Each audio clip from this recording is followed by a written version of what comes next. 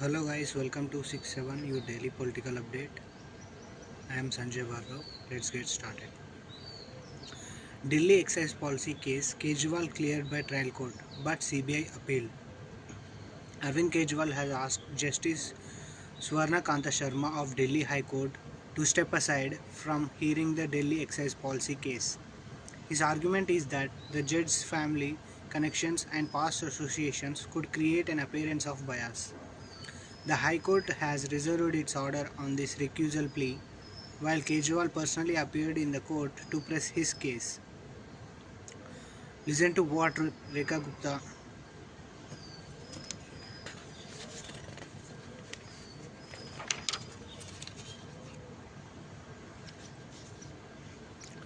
Let's understand the background of the Delhi Excise Policy case and the trial court verdict which came on February 2026. A Delhi trial court discharged all 23 accused, including Kejriwal, saying the CBI investigation was flawed. CBI appealed. The CBI challenged this discharge in the Delhi High Court. Why Kejriwal is back in the court? Even though the trial court cleared him, the CBI's appeal means the case is not over. The High Court must now decide whether to uphold or overturn the discharge order. What's Kejriwal recusal plea? Main grounds for recusal of the Justice Swarna Kanta Sharma are judges' children or government counsel. Kejriwal argued that Justice Sharma's son and daughter are empaneled as central government lawyers, receiving work from Solicitor General of India, the same office representing the CBI in this case. He says this creates a conflict of interest. Past RSS events attendance. Kejriwal claimed Justice Sharma had attended RSS events multiple times, raising doubts about impartiality. Appearance of bias. He stressed that even if there is no actual bias, the perception of bias is enough to undermine the fairness. Why Kejriwal personally appeared. The court registry initially refused to accept his affidavit.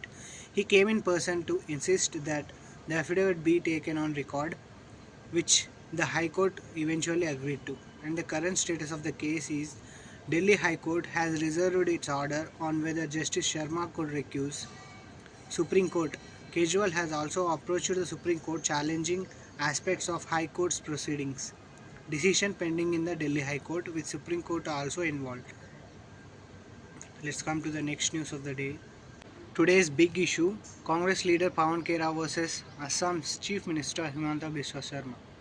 Actually what happened is, Congress leader Pawan Khera was booked in Assam after he alleged that Chief Minister Himanta Biswa Sarma's wife Riniki Bhuyan Sharma held multiple passports.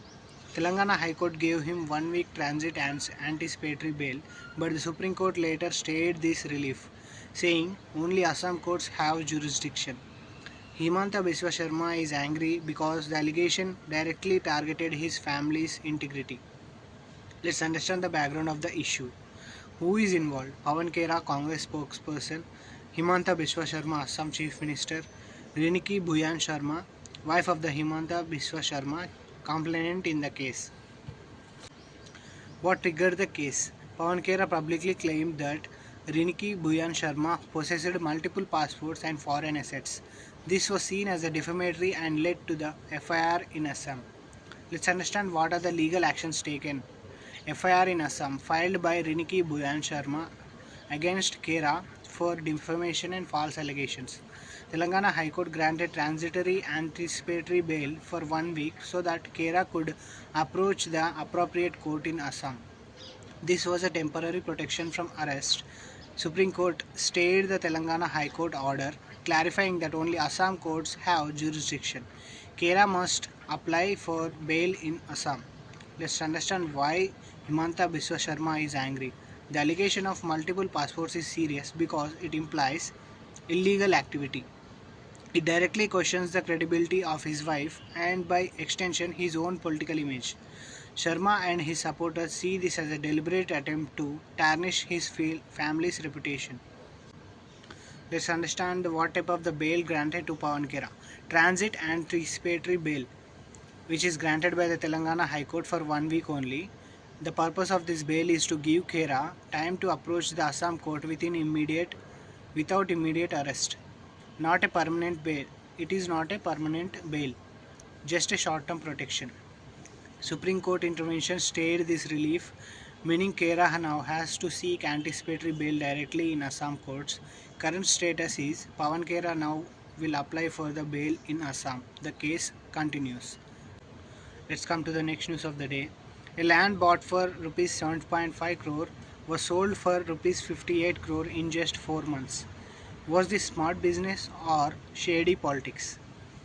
Priyanka Gandhi husband Robert Vadra's Haryana land deal case revolves around a controversial 2008 land purchase in Gurugram Shikopur village, where his company Skylight Hospitality allegedly made huge profits through quick resale. The Enforcement Directorate has charged him under the Prevention of Money Laundering Act, Section 3 and Section 70, punishable under Section 4, claiming the deal involved irregularities and illegal gains. Let me explain you in story format. In February 2008, Robert Vadra Company, Skylight Hospitality Private Limited bought 3.53 acres of land in Shikopur, Gurugram for rupees 7.5 crore. The mutation ownership transfer, which usually takes months, was done the very next day. Soon after, Vadra's film received a license to develop a housing colony, which dramatically increased the land's value. Just 4 months later, June 2008, Vadra sold the land to real estate giant DLF for 58 crore rupees. This quick resale raised eyebrows. How did land bought for rupees 7.5 crore shoot up to rupees 58 crore in such a short time? Allegations surfaced that political influence and irregular approvals helped inflate the land's value. The Enforcement Directorate began probing the deal, suspecting money laundering and illegal gains. In 2025-26, the ED filed a charge sheet against Vadra and his company. A Delhi court, Rose Avenue, took cognizance of the case and summoned Vadra and others to appear. Vadra has been charged under the Prevention of Money Laundering Act, Section 3, which defines the offence of money laundering, Section 70, which deals with the offences by companies, Section 4, provides punishment up to 7 years imprisonment and fines. Vadra denies wrongdoing, calling the case politically motivated. He argues that the land deal was a legitimate business transaction and that profits were earned legally. Is Vadra a victim of political vendetta or did he misuse power for profit? Let's come to the next news. One law for all religions sounds fair. But is it practical? Chhattisgarh is drafting its own uniform civil code to ensure equal personal laws for all religions, focusing on gender equality and legal uniformity. Unlike Uttarakhand and Gujarat, Chhattisgarh Uniform Civil Code emphasizes public consultation and women's property rights, making it unique in approach. The Chhattisgarh government in April 2026 announced a high-level committee headed by the retired Supreme Court Justice Ranjana Prakash Desai to draft the Uniform Civil Code. The aim of this committee is to the aim of this move is to uniform personal laws across religions in matters like marriage, divorce, inheritance, and adoption. The government says this will end discrimination, especially against women, and simplify the legal process. Today, different religions follow different personal laws. For example, Hindu Marriage Act, Muslim Personal Law, Christian Marriage Act, etc. For example, inheritance rules differ. Muslim law gives sons more share than daughters, while Hindu law gives equal rights. A uniform civil code would mean same rules for everyone, ensuring equal rights for women in property and marriage, no religious bias in civil matters, simpler legal system with one common law. Let's understand what makes the Chhattisgarh's Uniform Civil Code unique. Chhattisgarh is not just copying Uttarakhand, it is adding public participation and women-focused reforms like it added women's property benefit, 50% cut in property registration charges for women. This makes it more inclusive and socially sensitive compared to others. The debate around the issue is, supporters say Uniform Civil Code will bring true equality among religions and genders. and the opponents argue that it may interfere with the religious freedom and personal laws guaranteed under the constitution. The Congress party in the Chhattisgarh has opposed the move, calling it politically motivated. Will Chhattisgarh People's Friendly Uniform Civil Code set a new model, or will it spark more controversy? Let's get into the next news of the day.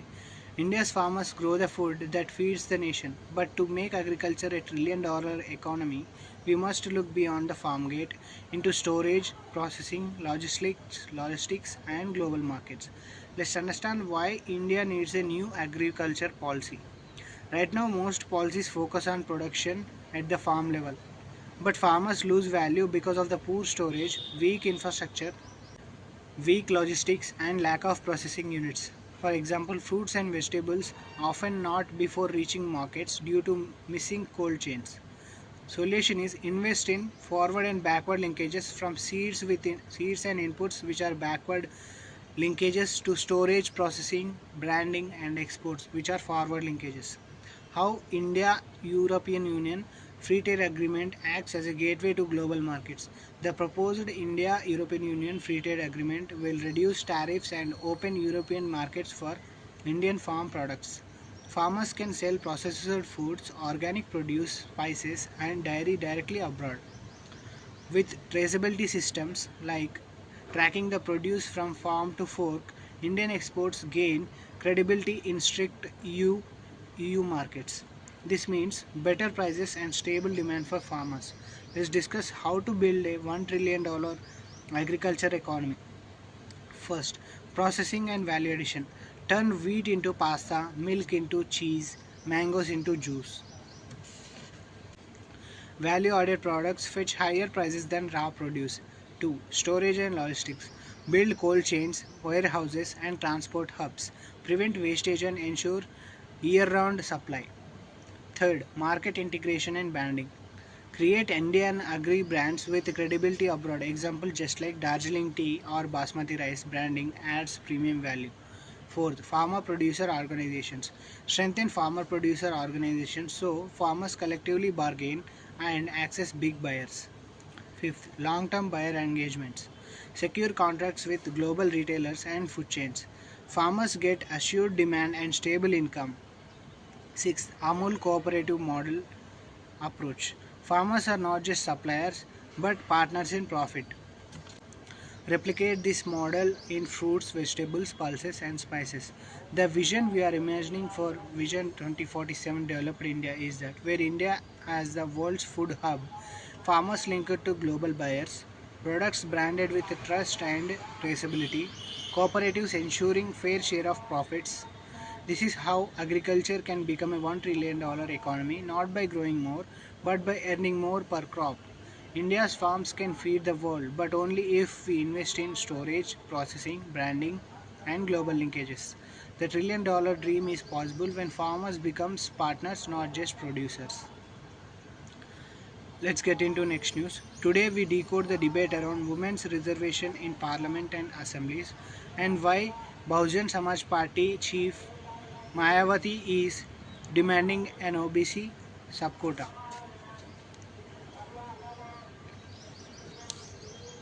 Let's understand the issue in simple words. The Nari Shakti Vandan Adhiniyam, passed in 2023, reserves 33% seats for women in Lok Sabha and state assemblies.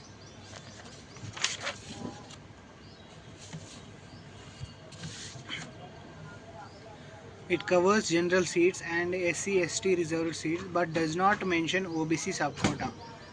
Implementation will happen from 2029 elections. Mayawati's stand is that she welcomed the act but insists that without a separate slice for OBC women, the benefit will mostly go to upper caste women. Her demand is that within the 33% reservation, divide the seats for SC/ST and OBC women so backward classes are not left behind. So the fact is, Women Reservation Act guarantees 33% reservations for women, but it has no OBC subquota yet. Mayawati demands opens a new debate. Should women's reservation also reflect caste divisions? That's the big question shaping India's political future. Let's come to the next news.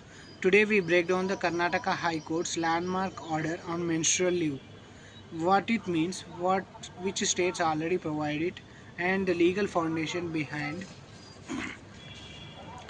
this progressive step.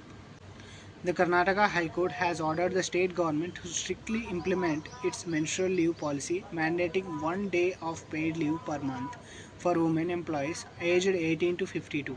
Currently, Karnataka is the only state with a mandatory menstrual leave law across all sectors, while Bihar, Odisha, and Kerala have limited policies for government employees or students. The legal basis rests on Article 21 of the Constitution, the right to dignity and health. Let's understand the key facts regarding the Karnataka High Court's order on April 2026. Karnataka High Court ordered in April 2026 directed the government to strictly and faithfully implement menstrual leave policy until a formal law, which is Karnataka Menstrual Leave and Hygiene Bill 2025, is enacted. Provision is 1 day of paid leave per month, 12 days annually for women employees aged 18 to 52. Legal basis is that it was recognized as a part of Article 21 Right to Life and Dignity. The court said menstrual leave is not a privilege but a matter of fairness and human understanding. Let's discuss about the states with the menstrual leave in India. Karnataka has a policy which gives mandatory 12 paid leaves annually applicable to all sectors, government as well as private, while Bihar has a policy which gives 2 day leave per month applicable to only to government employees, while Kerala has a policy which gives period leave for female students applicable to college and university students, while Odisha has a policy with limited provisions applicable to certain government institutions. Let's discuss how leave can be tracked. Self-declaration system. Employees apply for menstrual leave without needing medical proof. Confidentiality. Employers cannot demand intrusive tracking of menstrual cycles that would violate the privacy. Policy basis. Trust and dignity, not surveillance. The High Court emphasizes understanding, not monitoring. Let's discuss the legal foundation of the menstrual leave. Article 21 Right to life includes dignity and health and human and working conditions. Supreme Court in the case of Dr. Jaya Thakur vs. Union of India and others 2026 on January 30, 2026 ruled that menstrual hygiene is a fundamental right, linking it to the right to life and dignity Article 21 and the right to education Article 21A. High Court ruling says that menstrual leave is a facet of dignity, fairness, and equality in workplaces. So the fact is, Karnataka has made menstrual leave mandatory across all sectors, while Bihar, Odisha, and Kerala have partial policies. The legal foundation is clear: dignity and health under Article 21. The big question now: will the other states follow Karnataka's lead, and will India move towards a national menstrual leave law? Let's come to the next news of the day. Today we decode Jose K. Money, chairman of Kerala Congress Money Faction, proposal for a fair delimitation formula. His 40-30-30 matrix and why he believes it can protect India's political balance. Let's understand what is delimitation. Delimitation means redrawing Lok Sabha and Assembly constituency boundaries based on population. And the next exercise expected after 2027 census. And the current formula is population based only, which risks favoring high population growth states. Here is the Jose K. Money's multi-factor matrix according to the Indian Express report. 40% weight to the current population to reflect representation. 30% weight to the fertility rate or the population growth indicators to reward the states that control the growth of the population.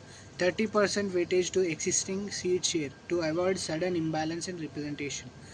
His aim is balanced representation between northern states which are having high fertility and southern states which are having low fertility. Let's discuss why this matters. Population only formula where northern states gain more seats, southern states lose despite better governance. 40-30-30 matrix ensures fairness, prevents penalizing states that followed family planning policies. Money warns a population only formula could fundamentally alters India's political balance.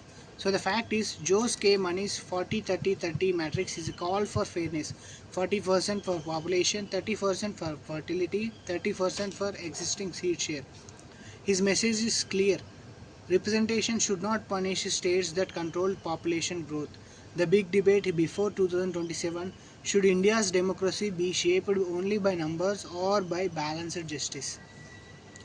Let's get into the next news. Today we decode the Telangana's caste survey findings, what they reveal about demographics, socio-economic equality, and how they compare it with Bihar and India's larger picture. Bihar is the first state after independence to conduct a caste census in 2023.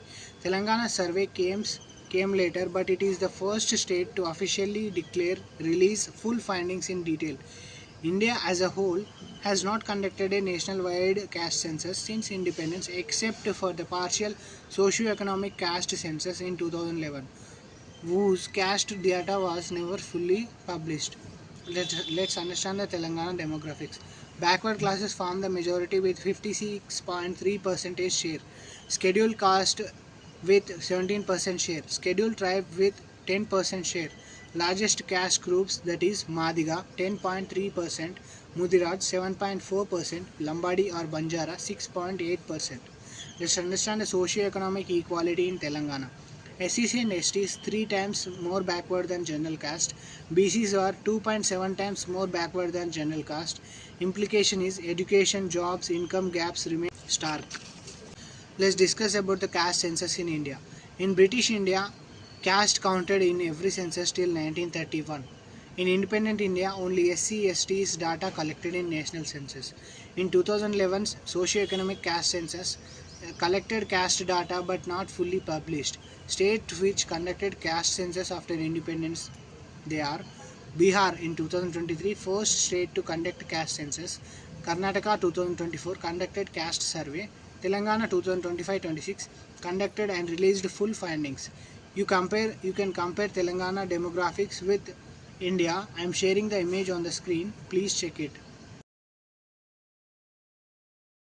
here. Let's understand why this matters for better policy making. Evidence-based governance. Hard data helps design welfare schemes, targeted support, identifies vulnerable communities, Madiga, Lambadi, etc. National debate is that it strengthens the demand for a nationwide caste census to ensure fair representation and resource allocation. So the fact is, Bihar was the first state after independence to conduct a caste census, but Telangana is the first to release detailed findings. The survey shows BCs form the majority, yet SCs and STs remain far behind in socio-economic equality. India has not yet conducted a full caste census nationally. Telangana move is historic. It gives hard data to make policies fairer and more targeted. The big question now is, will India adopt a nationwide caste census to ensure true social justice? Stay tuned. Leaving you on that note, thank you for watching.